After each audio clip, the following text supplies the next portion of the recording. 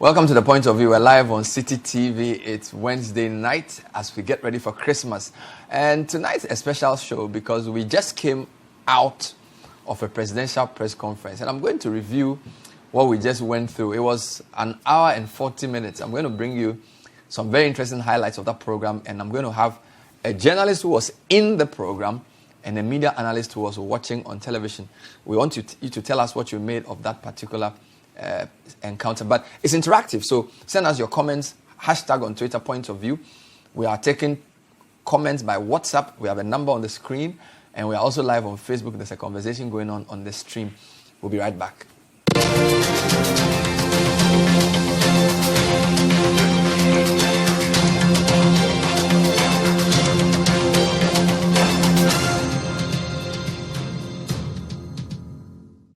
So we got notification around Monday that the president was intending to meet journalists for us to grill him on issues of national importance. Initially, we were told the program was at 10:30 a.m. Later on, we were told the program had been pushed to 5 p.m. So we assiduously went to sit at that program. We got there at 5. Program starts around 5:40. This is the Minister for Information, Kojo Oponkroma, setting out the ground rules, because apparently this was going to be a different kind of press encounter. So this is the minister setting out the ground rules.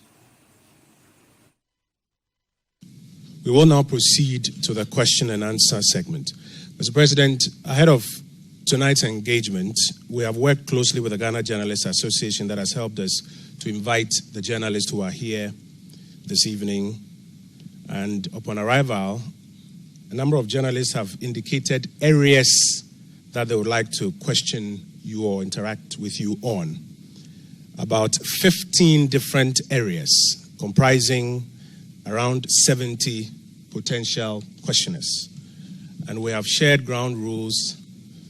We have shared ground rules that suggest that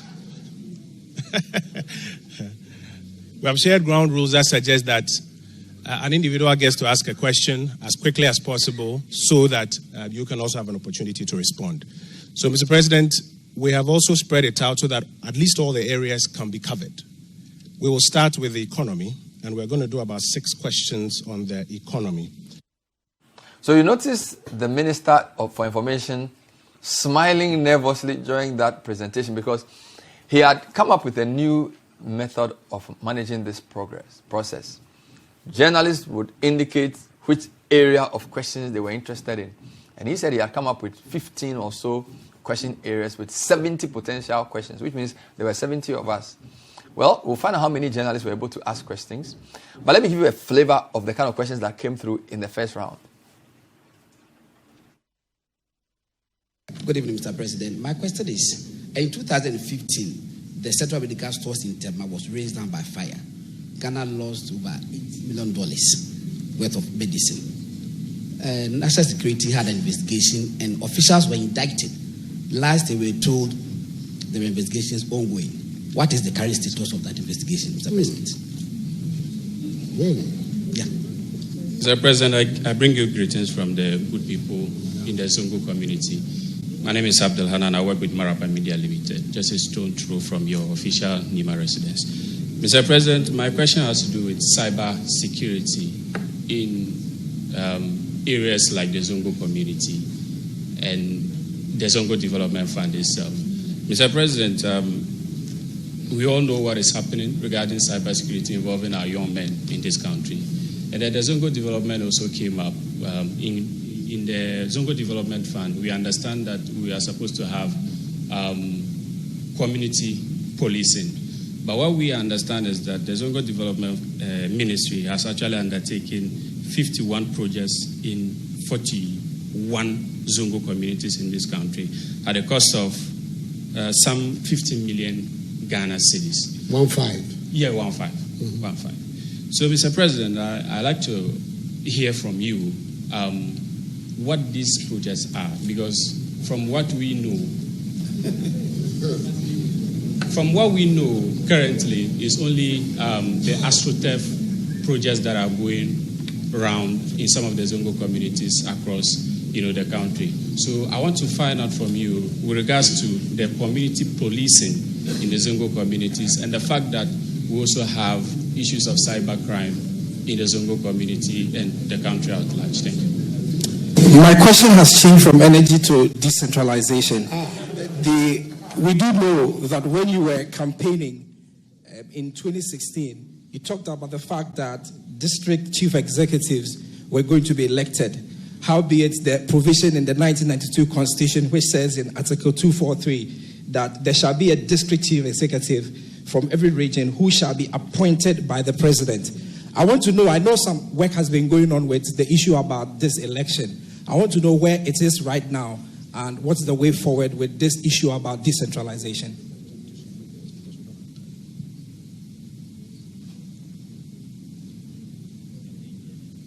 I think that's a final question. Oh, Charles Boydie. So step behind the microphone. Oh, he's here. Mr. President, good evening. My name is Donald from Daily Graphic. Sir, in your bid to establish a mission in Oslo, there has been some controversy. I want to find out if your government has committed any resources in purchasing any building. If yes, how much? And I also want to find out from you if you also agree to what the opposition is saying, that there should be an independent inquiry into what they claim might have happened. Thank you, sir. My name is Charles Techibodo. I write for the Daily Guide newspaper. Mine is a simple one. Mr. President, we know some of your major policy initiatives have come under attack from policy think tanks and the opposition political parties. Would you consider revising some of these policy initiatives, including the free SHS? Thank you very much. Thank you. So those were some of the questions we picked up. So somebody's been tabulating, and I'll introduce my panel shortly, and we'll go through this. So Nana Addo was sat next to me. We were on the second row of the first aisle, right? And or second row of the first column, right? To the right of the president. Mm-hmm. And then we had another group of journalists in the middle row, middle column, and then there was a third column of deputy ministers and other people. So Sanda was sat next to me. He had written like 10 questions on paper. He couldn't even ask one. How many questions did you write on paper? I had 3 questions. Documents Alboko had 3 questions, and we printed them out nicely, and we're ready to. Maybe I'll let you ask them. Yes, eventually, because now someone said I should paste it on my car so that the president would see. Bernard, we went to the Jubilee House. So let me introduce my other panelists. Okay. I have Sulemana Braimah. He's the executive director of the Media Foundation for West Africa. And they have been monitoring these things over the years. Sule, great to have you. Thank you. Sanda, so go in. Bernard, we received an invitation, first of all, just this Monday via WhatsApp from the president of the GJ, whom we respect because we are a member of his association, inviting us to a presidential encounter at 10 a.m. on Wednesday. We said, all right, the president of our association has invited us, we should go. Then yesterday, the Deputy Minister for Information sends us, it's Information Ministry, sends information that the time has been changed from 10 a.m. to 5 p.m. And the reason is that the president is still in Austria. Because when the message came at first, I'm like, isn't the president in Japan? Austria. They say, yeah, no, he's moved to Austria, but he will come. Okay, so why are we having the press conference when he's not around? They say, he will be back. Then it turns out that he's rather coming up today at 3 p.m. So the president arrives today at 3 p.m. to come and meet us at 5 p.m. He arrived at 3 p.m.? Yes, that's information from the presidency. He was arriving from Austria, Vienna, Austria, by 5 p.m. And then he came to the conference room at 5:30. The advertised time was 5 p.m. It's okay, we were not angry. We got there and there was a paper that was given to us. And the most strangest of questions was asked me. Would you want to ask the president a question? If you do, please take this paper. I'm like, I didn't come here to look at the president's face. I would have watched it from the house. I came here to ask a question. So why are you asking me to? Yes, they said, if you want to ask a question, please write your name on this paper and tick which area you want to ask a question on. Otherwise, just fill this and then go and sit down. I'm not an audience for the Flagstaff House. I wouldn't leave my show. I was supposed to stay here to do Eyewitness News. And I left to go and sit in front of the president. And you think I came there to just look at him? It's all right. I still take nicely, no problem. They said, which areas do you want to ask questions on? I looked at the paper. I had a question. My first question was on sanitation. They didn't have sanitation on the columns. Wow. I said, all right, maybe they don't value sanitation that much. That's why I didn't appear on it. Don't worry. I have 3 questions. By all means, one will fall inside. There's health. So I just picked the health column and I went to sit down. And I realized that we had so many colleagues. Of course, as usual, that's what happens. And the Minister for Information said we were about 70. So I'm like, all right, 70 at least. Get some 30 questions through. That would be a bit even, or 35. I mean, that would be even. President comes in, you know, he's introduced, he says hello to us, and we thought, okay, he will just give us the opportunity because this is something that happens once in a blue moon. So if he does, it's a day for journalists. So this was the second time in the year. They had done one earlier in the year, and he promised that he will do another one before the year ends. So, all right, so it's our day, not your day. You have a State of the Nation address, you have 31st night that you have GTV covering you free of charge. You just give us a broadcast. Say everything you want to do. This time was our time. We want to ask you questions. It's unfortunate. The format is not the best because we cannot have follow-ups. If I ask one question, that's it, I'm gone. I cannot ask a follow-up. And every media house has what is of interest to them. So, President comes and speaks for 40 minutes. You were timing him? Yes. He started at 26 and ended at... So he started at 5:26? Yes, 5:26. The program was advertised at 5 o'clock? Yes, and he came in at 5:26. And immediately he came, he was supposed to start talking. So he started speaking at 5:30? Yeah. There was an opening prayer. Yeah. No, I mean, he came around 5:20-ish thereabout. Okay. So his speech started at 26. Do the deduction, and then he ended at something 6. 40 minutes. So I'm like, all right, 40 minutes. It's okay. We have sat and watched you. What was he talking about? He essentially was reiterating what he has done, his government has done, his administration has done. He touched on a lot of areas. He's touched on free SHS. He has touched on health delivery. He has touched on security. He has touched on a lot of things that he's been doing. It's okay. A lot of them, you can describe them as statements from the State of the Nation address or events that we know of being spoken about by the ministers of various sectors. It's okay. And he was flanked by ministers who had come. Almost all the ministers were there, right? Almost all the ministers, key ministers were there. And except who? The minister for... I think sanitation was in there. Not sanitation. Aviation. Aviation was in there. Because I saw railway. Almost every minister was there. Everybody was there. So I said, all right, if you spoke for 40 minutes, at least give us some time to. Then the usual format, and we've seen this with President Mills, we've seen this with President Akufo, we've seen it with President John Mahama. He takes the seat, and the Minister for Information now introduces the show properly and says, all right, Mr. President, so you have 70 journalists here, and they're going to ask you questions, you know. And then he said 70, and that's the president. His reaction was spontaneous. 70. You hold on there. I will come back to you. I like your narration, so I just want to let viewers know how we are doing. So I don't want it to just be us telling you. We will be showing you excerpts of the program and then asking you if you did watch it, what you made of it, or if you did listen, what you made of it. So we are discussing the format for the program. We'll look at the quality of questions, which is something we typically do, and then we'll look at the president's answers, president's posture, and then the ministers who came to assist him as well. So before I let Sandra, because let me come to Sule. So Sule, you watch this on television. Mm-hmm.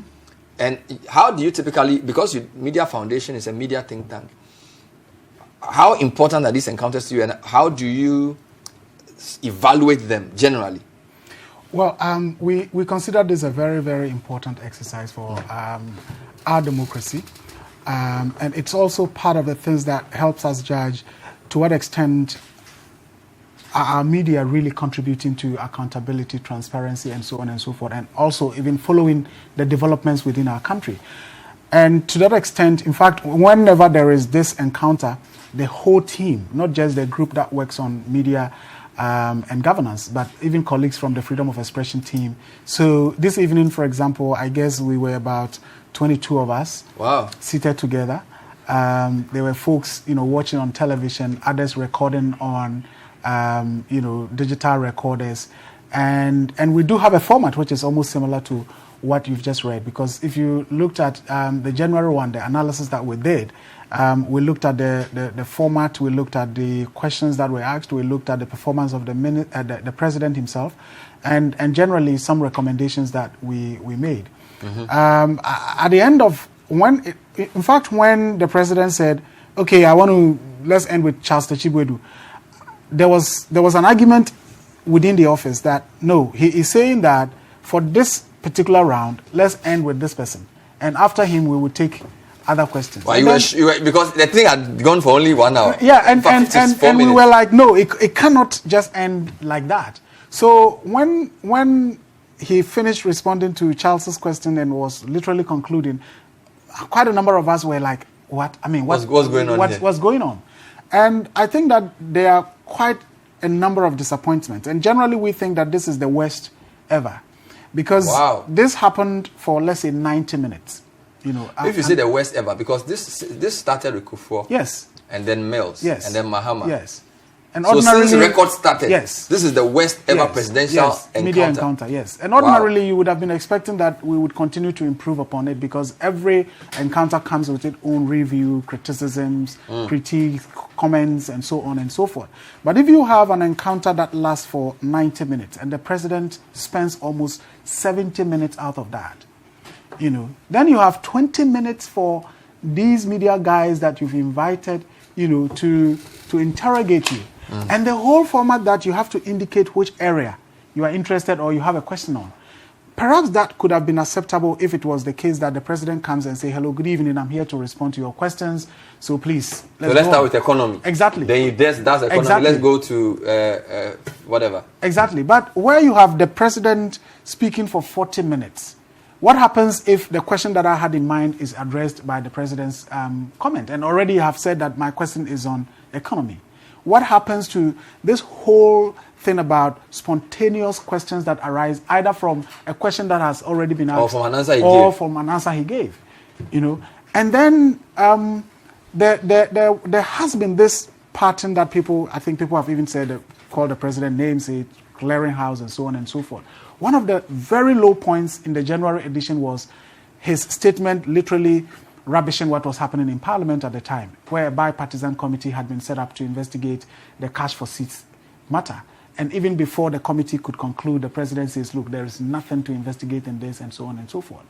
And then on this occasion, the question around Oslo, you know, and whether or not some transaction had happened. I thought that this thing started with the Minister for Foreign Affairs in Parliament, with the controversy that we all saw and all of that. Following that, the minister had, you know, made other statements saying, look, there's nothing happening. We've also read statements from the minority saying, look, there has already been a purchase deal, and so on and so forth. I believe that the question was intended to have a direct response this time from the president. But unfortunately, it was deferred back to the same minister that we've heard, you know, several times on this particular incident. And after the minister's comment, the president does the same thing of rubbishing whatever is happening in Parliament, you know. And I think that this cannot happen in any mature democracy where big issues in Parliament. I notice you're getting into the details. I want to be systematic, so I want to go back to the ground rules. And if my production is watching, take me back to Kojo Oppong-Nkrumah's opening comments, because I want Sandra to explain what's actually going on with this ground rules and whether you were given any prior information about this ground rules. So please take us back to the video on the ground rules, the initial video you played earlier where Kojo Oppong was sort of explaining what was going to happen, right? And then you tell us how that panned out. We will now proceed to the question and answer segment. Mr. President, ahead of tonight's engagement, we have worked closely with the Ghana Journalists Association that has helped us to invite the journalists who are here this evening. And upon arrival, a number of journalists have indicated areas that they would like to question you or interact with you on. About 15 different areas comprising around 70 potential questioners. And we have shared ground rules. We have shared ground rules that suggest that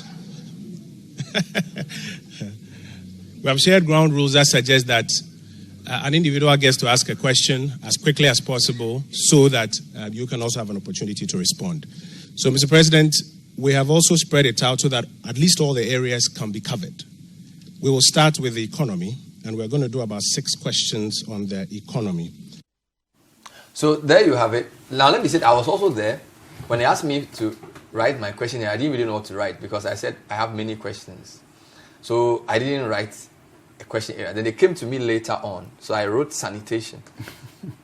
Because but I had a question on economy. I had a question on national cohesion. And again, the other thing is that not every question can be put in a question area.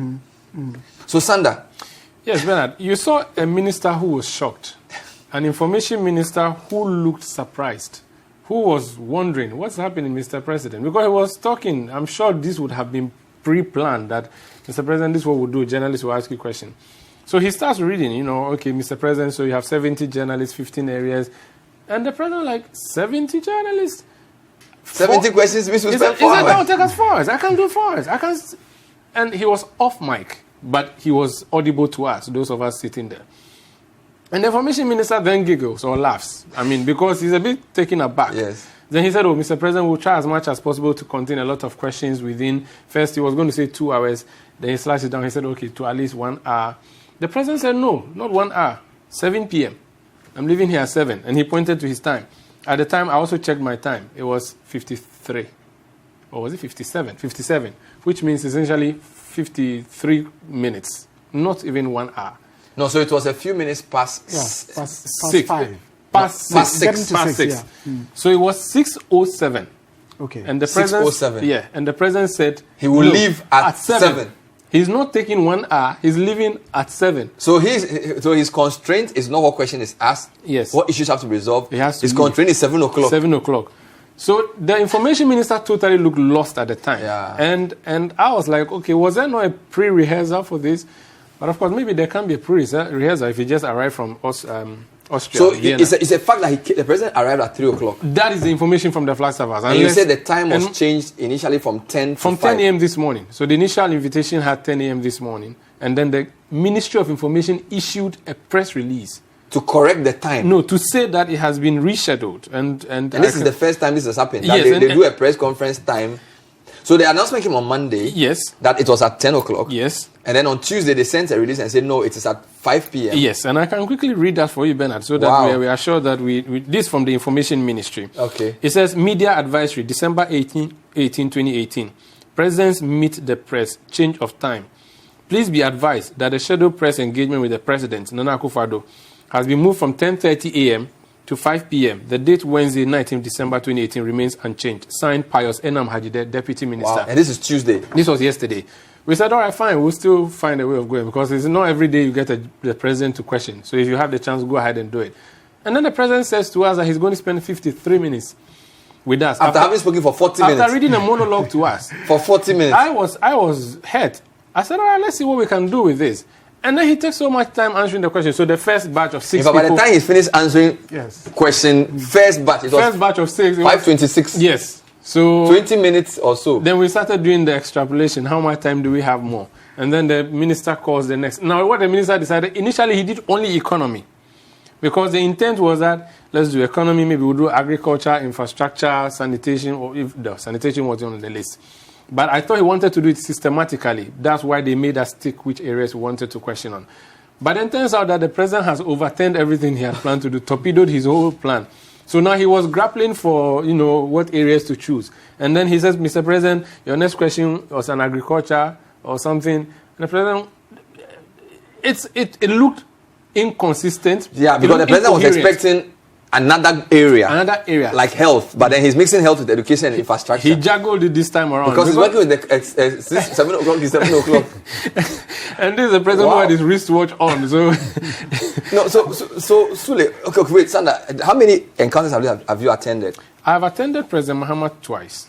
Mahama twice? Yes, I've attended. And Akufo-Addo twice? Yes, Akufo-Addo. So this is your fifth? Yes. So this is my fourth. So today is my fourth. Yes. And I must say that, like Sule was saying, this looks like the lowest for me. And I've watched President Kufuor, I've watched President Mills. I didn't attend, but I've watched them. I think sometimes there are so many questions. Sometimes we even get bored. Even journalists start questioning, some of these questions are boring, some are boring. People even say that on social media is usually. But today, the narrative on social media is that the president wasted everybody's time.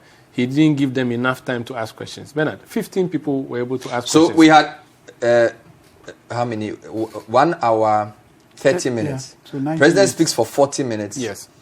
Spends 20 minutes answering the first 6 questions. So that's 1 hour for him. Yes. And the 40 minutes, we had 15 questions to ask. Yes. And we ask it in 4 batches. 4 batches. So the first batch has 6. The second batch, I think, 4. Now, Bernard, when the last batch, the Minister for Information, who is the coordinator of the event, who is like the master of ceremony for the event, was calling the last batch, he mentions this person from here, and then he says Charles Techiboedu from Daily Guide. He was going to mention the next man. The president said, no, let's end on Charles Techiboedu.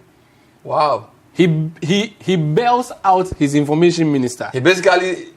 He bails him out and says, it's okay. Charles Ejibodu is the last guy.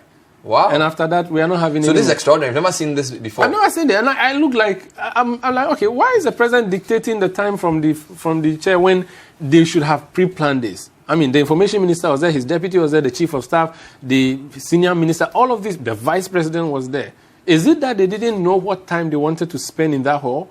Is it the case that they knew they were going to spend 53 minutes for questions and they didn't tell us? Did the president look like he had been asked to come there against his will? Bernard, no one, from the way I saw the ministers responding to the president as yes, sir, I've seen the health minister say yes, sir, a number of times. This doesn't look like ministers who can say to the president, we want you to return from Austria tonight at 5 p.m. and come and meet journalists. I don't think anyone forced him. I think he deliberately wanted to come and speak. He had his script that he wanted to come and read out, and he came to read that out to us. And he didn't want to hear anything else. That's the impression you got. That's what came out. So listen to what Sanda is saying about the attempted innovation, which appears to have backfired. The president's apparent lack of patience for the whole process, and the information minister looking flummoxed throughout. What's going on here? Is it? Well, I think I would want to say that the president of any country would never have enough time for anything. Okay. That is something that we have to establish. And therefore, if this whole encounter was for 90 minutes, that was more than enough. And therefore, the issue is how it was managed. Indeed, even if you had 45 minutes presidential media encounter, I think that is good time. A lot of time, yeah. To be able to really get a lot from that encounter. And that you would expect, for example, the president may take just some 5 minutes to make an introductory remarks and focus on getting a lot more questions. But you see, if you looked at the president's demeanor, and that is why I like the question you asked about whether this was something that was foisted on him, that, oh, I'm not ready for it, or I don't want to do this, and then perhaps he's reminded that, Mr. President, during the last encounter, you did indicate that you would do another one before the end of the year. And given your calendar and your schedule, if we don't do it on this day, possibly we may not be able to do it. And so if you even look at the composure, the demeanor, the last time in January, one of our high points for the president was that, he had a lot of moments of conviviality, sharing jokes and so on and so forth. On this occasion, you saw a president who was quite defensive, quite aggressive, sometimes a bit emotional in his reaction to some of the questions. And one wondered, what could be happening? And so it's, for me, not the time that was dedicated. As I said, 90 minutes is really enough. It's about how long is the president using for his monologue, preaching. And I liked a comment that came from a colleague in the office that perhaps this is a rehearsal for next year's State of the Nation address, or at best, maybe it's a State of the Nation address which is just spiced a little bit with media presence and garnished with the opportunity for journalists to throw in a question here and there. Other than that, I don't see this as really what we would expect to see, as a true media encounter where you see it as a platform where journalists are holding the president accountable, demanding answers to very controversial issues, and so on and so forth. We'll take a short break on the point of view. When we come back, we'll look at the substance of the questions asked. And then, there were only 15, right? And we'll look at the quality of answers. And also, the apparent lack of knowledge or presence of some issues. And how he sort of had to bring in other people to help him, and whether that was good or bad. But if you watched it, or if you listened, we want you to tell us what you made of it. Did you get the same impression? My two panelists say this has been the worst presidential media encounter they've witnessed since the record started. I don't know what you think. So send us a comment on a WhatsApp number on the screen. We'll be right back.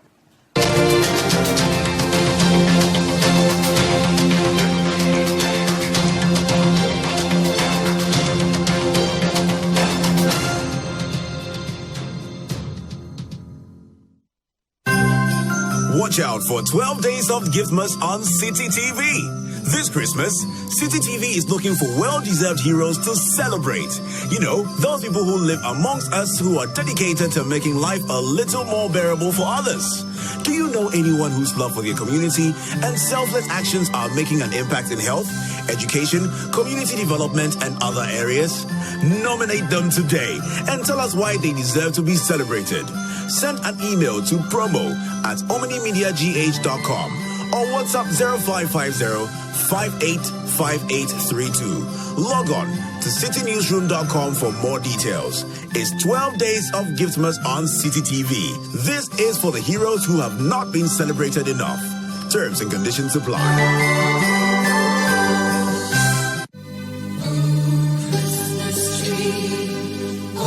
To be loved, to be assured of presence, the warmth of family, food and drinks, especially during the festive season, isn't the reality for everyone. For some children, Christmas only brings back memories of pain, hunger, no celebration, and sadness. Let's share in the Christmas spirit and make it a memorable one for the needy children of some very deprived communities in the Greater Accra region that lack basic needs such as water, clothing, and toilet facilities. The City FM Foundation, through the Help a Christmas Child project, will spend time with the children of Samsam Odumasi on Boxing Day, 26 December 2018. Make this a memorable occasion for these children by donating from the kindness of your heart. Cash to mobile money number 0550-900-006. Soft drinks, biscuits, rice, oil, toys, books, party bags, candy, and more at the front desk of City FM behind the Adabraka Police Station, or call 0302-226-013 to find out more. Remember, it is up to you and I to give these needy children a joyous Christmas, which they will remember for years to come.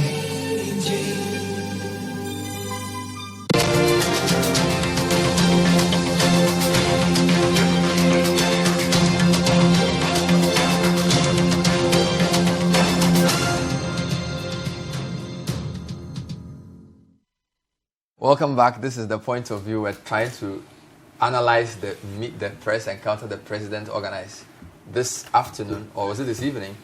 And it's not getting very positive reviews at all. I'm trying to read some of your comments as well. And Gideon Nia J says, failing to plan results in failed outputs. Let's get things done right. Hashtag point of view. Benisa Ashite says, the president really acted like a dictator today at the Meet the Press. And then Fell Power says, our Ghanaian presidents over the years have resorted to excessive talk instead of listening. How can you use more than half of the period delivering speeches? And then, so I'll bring you some questions to analyze. But Sanda, so you couldn't get to ask a question? Well, I mean, I'm not really special. So if I don't get a question to ask a question, I'm not ready for it. This is the second. But what were journalists saying? The 15 were the least number of journalists who have asked questions? Yes, I'm saying that if and I didn't stand by the door to count the journalists. The Minister for Information said there were 70 journalists, potential questions. Yes. Which means that half of that at least, maybe 35, or even 2/3. I'm not good at mathematics. I'm not sure how the fraction works. So 15 out of 70. But I think 15 out of 70 is woefully inadequate because these are journalists who are newspaper editors who have left because this is when the newspaper is going to bed. Mm-hmm. This is like the peak time for a newspaper, 5 p.m. He has left his newspaper production and come to listen to you and to ask you a question. These are journalists who are on radio, peak time, 5 p.m. The host of News Night on Joy FM was there, Evans Mensah. I am host of Eyewitness News. You were there? I was there. You have left your show, the production of Point of View, to come and ask questions. Mm-hmm. These people didn't come there to watch the Flagstaff House. We can see it when we drive from 37 to Accra. They came there specifically to ask a question. And for me, if you are just letting 15 people ask questions out of 70, that's wrong. And it has nothing to do with me. If I wasn't called and Ali City FM was called, Duke was there, you were there, any of you could have asked a question, I don't mind. And I'm just saying that it was woefully inadequate. If you watched what Mustafa Hamid, the former information minister, did last year, he managed to even get people from the regions to ask questions. Now, that is a bit innovative. What I noticed from the structure Kojo Nkrumah deployed tonight is that a lady couldn't ask a question. So there was no female? There was no female asking questions, only men. And out of Accra, there were only 2? Yeah, and these were one just... Eastern region and then Kwame Adinkra. Exactly, from Kumasi. So it was, he probably thought he would use a new model, a new technique to ensure everybody gets answered, but unfortunately this has failed. It has backfired. It backfired terribly. And he himself looked lost. And so who should take responsibility for this? Who usually organizes these things? Is it the information minister? Is it cabinet? Is it the presidency? The communication unit at the presidency? Or who? It's funny, Bernard, because so we always know that it's an invitation that comes from the information ministry to the presidency. This time around, my invitation came from Afel Roland. The GJA? Yes, the president of the association I belong to, the Ghana Journalists Association, the association that gave you Journalist of the Year. So let's just... and I want to read the invitation for you, Bernard, so we know that... Wow. This is... So this came from the GJA? Yes, and it looked like it was something that was organized with government and in GJA, and I'm not sure how that even worked out, but the GJA president was there. He wasn't allowed to ask a question. I don't know if he had written his name to ask a question. So let me read what he says. He says, invitation to participate in a media encounter with the president. The GJA, in collaboration with the Ministry of Information and Communications Directorate at the Jubilee House. So this is Eugene Ahin. Invite you to participate in media encounter with His Excellency President Akufo-Addo today, Wednesday, December 19, 2018, at 4 p.m. prompt at Banquet Hall, Jubilee House, Accra. The President will speak on some national key issues. This is in line with the President's desire to continuously engage with the Ghanaian people through the media. The organizers look forward to seeing you on this strictly by invitation issue. For further information, contact Afelmoni, President of GJA. So this is also the first time the GJA is purporting to want to organize. And Kojo Oppong Nkrumah copiously referred to the GJA in his communication, saying that as we have agreed with the GJA president, this is what we are going to do. So it sounded as if there was a plan that the information ministry had to execute with the Ghana Journalists Association. I think there was a plan because he kept referring to Afelmoni. I came in the hall late, but I heard him say, like Afelmoni said earlier. Yes, before you came, Afelmoni addressed us. Good. And explained the same rules Kojo explained. So you see, so it means Kojo Oppong Nkrumah, information minister, with GJA President Afelmoni on the one side, President Akufo-Addo and his communications director Eugene Ahin on the other side, or maybe just him alone. Interesting. They decided to rubbish everything that GJA and information ministry has put together. Let's examine the questions. Usually, I don't like the way conversation about Meet the Press goes. We spend all our time bashing journalists and discussing quality of questions, and we don't really even analyze the answers well. But I feel it's always good to listen to what kind of questions people were asking. So, you guys, let's just play the first round of questions again, if you don't have the second batch, just to get a flavor of the question areas and the quality of the question as well. And whether the questions merited the length of answers we got and the posture of answering we got. So let's hear the first batch. Good evening, Mr. President. My question is, in 2015, the Central Medical Stores in Tema was raised down by fire. Ghana lost over $8 million worth of medicine. National Security had an investigation and officials were indicted. Last they were told the investigation is ongoing. What is the current status of that investigation, Mr. President? Yeah. Mr. President, I bring you greetings from the good people in the Zongo community. My name is Abdul Hanan. I work with Marapa Media Limited, just a stone throw from your official Nima residence. Mr. President, my question has to do with cyber security in areas like the Zongo community and the Zongo Development Fund itself. Mr. President, we all know what is happening regarding cybersecurity involving our young men in this country. And then the Zongo Development also came up. In the Zongo Development Fund, we understand that we are supposed to have community policing. But what we understand is that the Zongo Development Ministry has actually undertaken 51 projects in 41 Zongo communities in this country at a cost of some 15 million Ghana cedis. 1.5. Yeah, 1.5. Mm-hmm. 1.5. So, Mr. President, I'd like to hear from you what these projects are, because from what we know, currently is only the AstroTurf projects that are going around in some of the Zongo communities across the country. So I want to find out from you with regards to the community policing in the Zongo communities and the fact that we also have issues of cybercrime in the Zongo community and the country at large. Thank you. My question has changed from energy to decentralization. We do know that when you were campaigning in 2016, you talked about the fact that district chief executives were going to be elected. Howbeit, the provision in the 1992 Constitution, which says in Article 243 that there shall be a district chief executive from every region who shall be appointed by the president. I want to know, I know some work has been going on with the issue about this election. I want to know where it is right now and what's the way forward with this issue about decentralization.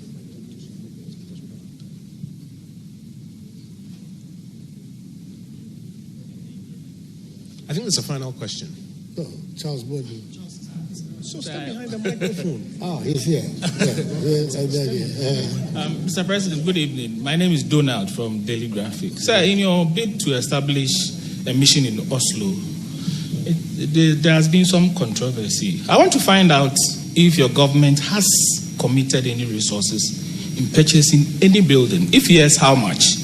And I also want to find out from you if you also agree to what the opposition is saying, that there should be an independent inquiry into what they claim might have happened. Thank you, sir. My name is Charles Techibodo. I write for the Daily Guide newspaper. Mine is a simple one. Mr. President, we know some of your major policy initiatives have come under attacks from policy think tanks and the opposition political parties. Would you consider revising some of these policy initiatives, including the free SHS? Thank you very much. Thank you. So those are randomly selected questions. Sule, you are the one who usually analyzes journalists and do rankings and things. There were only 15. We played about 5. Yeah. Generally, what did you think of the questions? Were they okay? Well, I think that there's a limitation or a caveat that we have to make, because the ground rules, for example, said that you cannot give a background to your question. And that's certainly one of the things that you would expect to see in terms of backgrounding, contextualization, reference to data, and so on and so forth. So if you're going to ask a question and you are told that, look, go straight with your question, don't give any background, then one wonders how it's going to be, even though some few journalists defied that particular, like the guy from, is it Bismarck Brown? Bismarck Brown? Yeah, he actually was reading and so on and so forth. So in analyzing the quality of questions, we look at whether or not is an issue that is trending. Is it a relevant issue? Was the question properly framed, contextualized, referenced? Did the questioner demonstrate the fact that he really or she has researched on the particular matter? Now, first of all, in terms of relevance, I think that the questions that were played, except the one that related to so-called attacks from civil society organizations and criticisms from opposition, which is something that is expected. I don't expect the opposition party in any country to applaud the government all the time. And I don't expect civil society to say that, look, the government is doing everything fine. I haven't seen that in anywhere, not even in the Scandinavian countries where we say, well, they seem to be having almost everything right. So apart from that particular question, which was the last one from the president's friend, and I think it was also a friendly question to the president, in terms of the controversy around whether or not we've purchased a property in Oslo, I think it was a good question to ask. The question from the person from Maraba FM, cybersecurity and the Zongo Development Fund, I think both were key issues because, as the president said, our cybersecurity threat is quite high. And I know, for example, the previous administration, the cabinet of that administration had approved a national cybersecurity policy. And this government took over. And for 2 years now, we don't seem to ever complete the national cybersecurity policy document, even as cybersecurity is quite high on our radar. And we know what the implications are in terms of our effort to digitize the economy, because it takes just a strike to bring almost everything that you've done down. And I think that was a question that was relevant. But in terms of the framing, it could have been framed better to get specific responses from the president. Okay. The other one related to the medical stores incident. Again, the guy took it from a perspective where it was something done by the previous administration, and it's a question whether the president, you are aware, and what are you doing about it, and so on. And quite clearly, the president demonstrated that this is not something that... So he called his minister to answer. Exactly. Let's analyze some of the president's answers. So let's bring you... But if I could just comment on the health issue, for instance, the thermal central medical stores. You see, every other week, we have a meet the press by a minister for a particular sector. We know that when we go, we're asking ministers questions. This invitation specifically said meet the president. We're not meet his ministers. Not meet his ministers. If the president was clueless on the burning down of a facility that cost us $80 million, then that's serious. And this matter has been raised by the U.S. ambassador. It's been in the news for a long time. $80 million in Tema. He didn't know there was a report. He didn't know there was a report. He didn't know that the BNI or National Security had done all these things and implicated someone who has come out later to say they had written to him and apologized. Mind you, last year when he met journalists again, the president was clueless on an issue having to do with a report in the sports sector. Jamaica report. I mean, you can't. I mean, you called us to come, so we should have prepared. Yeah, you should have answers before you invite us. I mean, it's okay. But he can't know everything. He can't, but he's the chief executive of the land. But you should have a cursory idea. I think that our view is that it's also, whilst we expect him to be able to address literally almost every important question, the president admitting it is also a mark of honesty to say, yes, I'm the president, this is an important issue, but I don't know anything about it. There was also a question about... And I think that being honest sometimes... There was a question around the issue of some deal for some medical supplies that Bismarck Brown asked, and he said he didn't know anything about it, so we should call... And call the minister. Yes. And so the health minister came twice. Yes, we got him. Yes. But the one on the medical central store, it was almost like, really? Oh, wow. And someone was arrested? Was he charged? I mean, he didn't have any information. This was a question the president was asking the journalist. So, and then he asked, at what point was he referred to the Attorney General? Yes. So who were the ones feeding the president? So he wasn't very clear on that. So who were the ones answering the questions instead of the president? Yeah, so that was a bit interesting. Let's just examine some of his answers, because there were some answers he gave which I thought were interesting. Let's just listen to or watch him.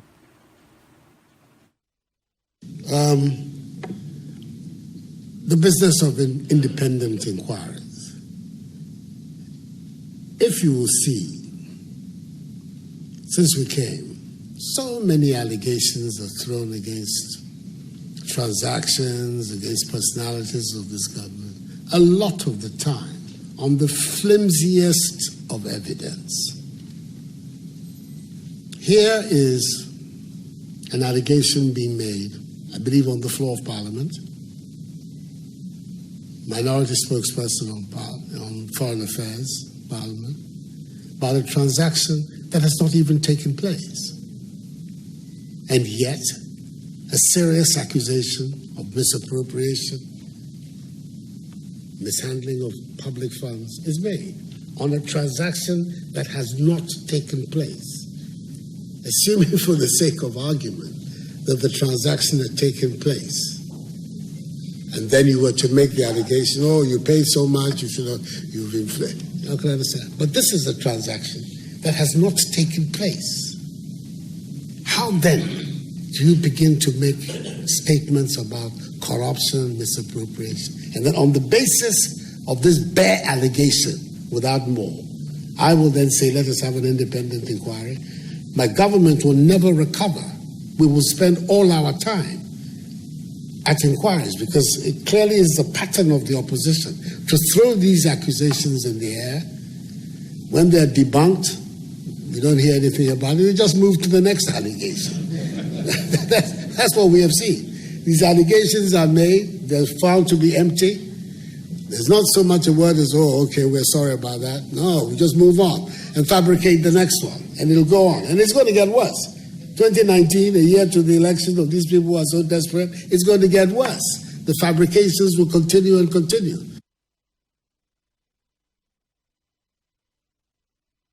I think that the fundamental arrangement that there is in the administration of football, which FIFA has implemented and adhered to all these years is still the right one, which is that essentially football should be the responsibility of football people. And that as much as possible, government should keep out of the administration of football. I don't think that too many people would quarrel with that fundamental position. But football, like any activity in the society or in the state, has to be carried out within the laws of the country. And the laws of the country, that's the responsibility of government.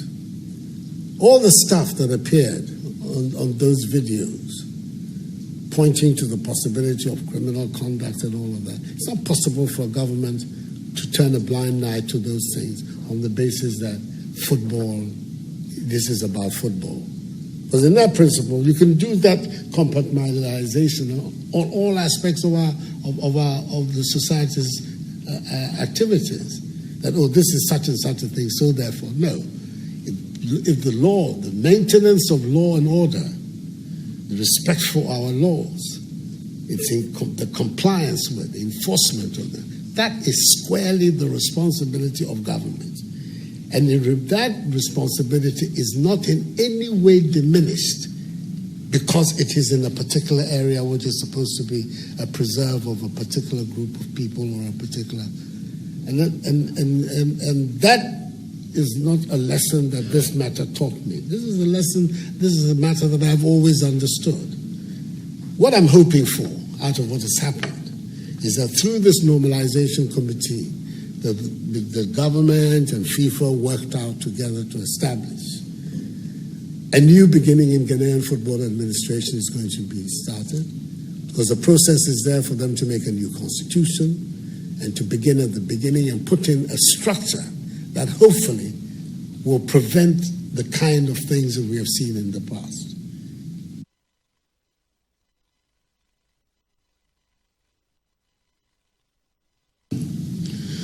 We inherited a financial system that was under a considerable state of distress, with banks that were known to be insolvent as far back as 2015, and banks that had been licensed.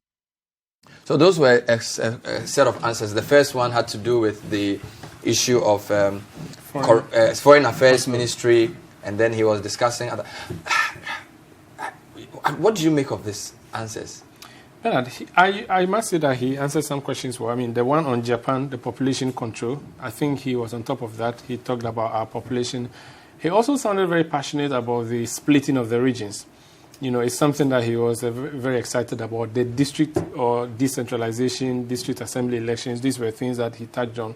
He admitted that the road network was poor because he has been visiting, and that's a good admission, and that's something that we have always been talking about. So we expect to see him take action. But for me, when he invited the Foreign Affairs Minister to answer the question on Oslo, and he even said that, I don't think the minister will allow me to answer these questions. I'm like, oh, okay, so leave it to him, leave it to her, let her answer. She finishes answering, and then you come in again and says, and make all these comments. But don't forget, the foreign minister had already been addressing this issue. Yes. So if we meet you, why do you go back to the foreign minister? Foreign minister, right? who regurgitates the same things to us. Yes. But it's okay. So you want us to hear from the minister, it's fine. But you went ahead then to make further comments on the matter. On the issue of zipline, so this is the most controversial issue over the past few weeks. There's been a lot of issue around that particular subject. You have met journalists, Ghanaians are watching, a chance for you to explain, use the Rwanda model, explain to us why you think that this deployment of drones is the best way to go, despite the opposition from the Ghana Medical Association and other institutions. You rather went on to make a joke about guinea fowls flying to Burkina Faso. We voted out the man who let the guinea fowls fly out. Are you now saying to us that we should be judging So he missed a good opportunity to clarify by rather going to play to the gallery of guinea fowls flew, didn't come back, but the drones will come back. We voted him out for flying out the guinea fowls. If you are comparing to him, then that is a problem. So what do you make of? No, I think as Sanda has said, the question around the Oslo thing, I was wondering why the president will come in, and I had two thoughts. One was is it that the president deliberately just wanted the foreign minister to restate what she has been telling us?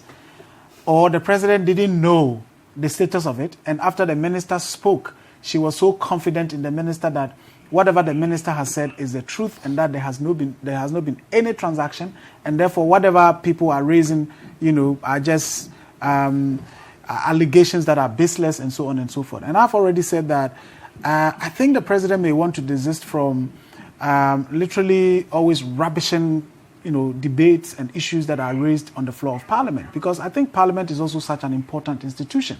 And therefore, if something is happening there, until there is that conclusion that reveals that indeed this was a baseless allegation, I don't think I would want to see my president always seeming to bring down, the authority of Parliament.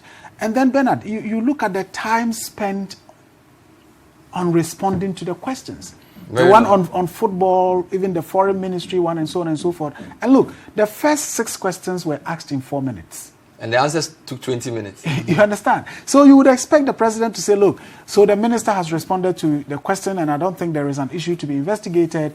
On the one relating to football, yes, we think that this is what has to happen, and going forward, we would see... They could have 1 minute, maximum 2 minutes, and then we would have had about 20 or 30 questions at least filed. But you have 70 people, only 15 or 14, had the opportunity. Let's read some comments. Bernard, it was a failed event. Maybe the president just wanted to deliver the speech and needed viewers, in this case the media, to come and hear what he had to say for Ghana. I doubt the program lineup was well followed through. Poor. This is El Paul. The Chaco seller says the whole thing was poorly organized. Very unacceptable. I could not watch or listen to it at some point. Nisoa Nicola says, the president shifted all the big issues to his ministers. Why? # point of view. Kwao Anaman says, per the invitation given out, what was going to happen at the session was clearly stated. The president's answers were spot on and sincere. Efia says, thank you for having this discussion. Very relevant. Thumbs up, City TV. Hope L says, Bernard, I was driving while listening to the president. His interruptions were unnecessary. He was not prepared for the encounter. He is taking Ghanaians for a ride.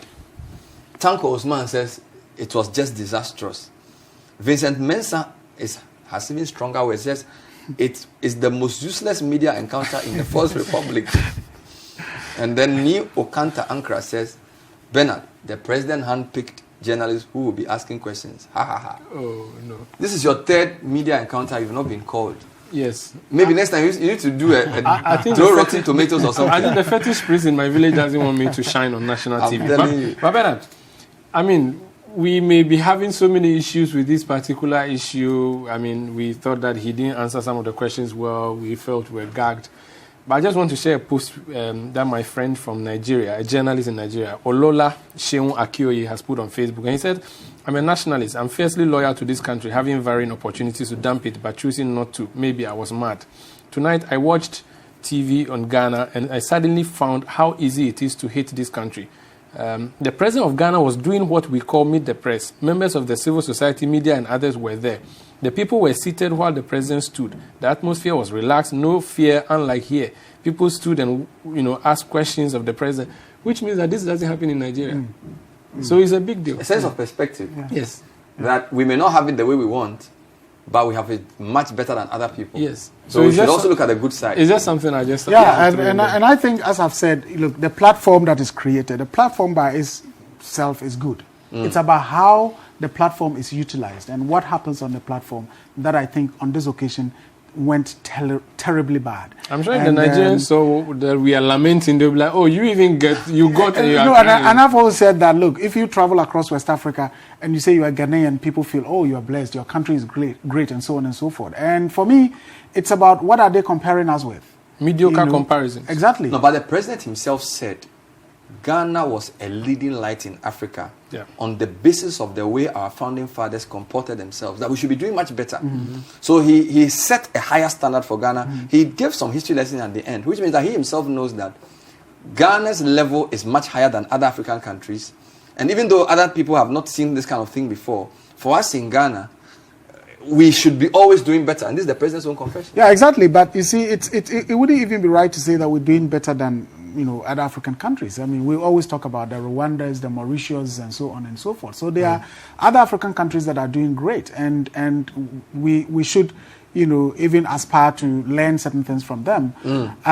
But my pattern thoughts would be that, look, if this is how it's going to be, then we better even scrap the whole thing, because the president addresses us State of the Nation. He has the opportunity to speak to the nation on any occasion. There's the presidential press corps and so on and so forth. And I think we could do better. Thank you, Sulemana Braimah. He is the Executive Director of the Media Foundation for West Africa. Umaru Sanda Amadou, City FM, City TV.